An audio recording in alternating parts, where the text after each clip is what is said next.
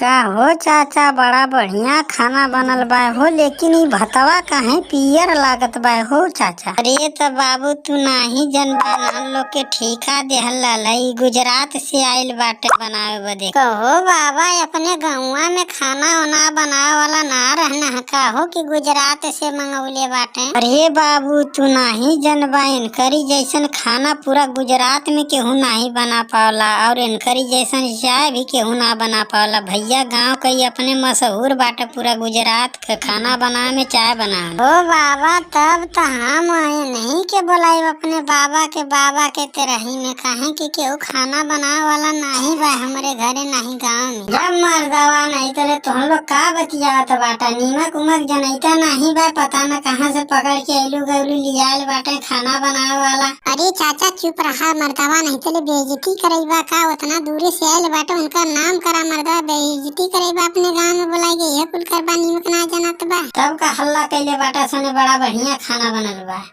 अरे चाचा उ तो हमहनो जानत बाटी कि बहुत खराब खाना बनैले बाटे, इनकर जैसन तो हमारे गौवा का कुल बना दी लड़बखवा को।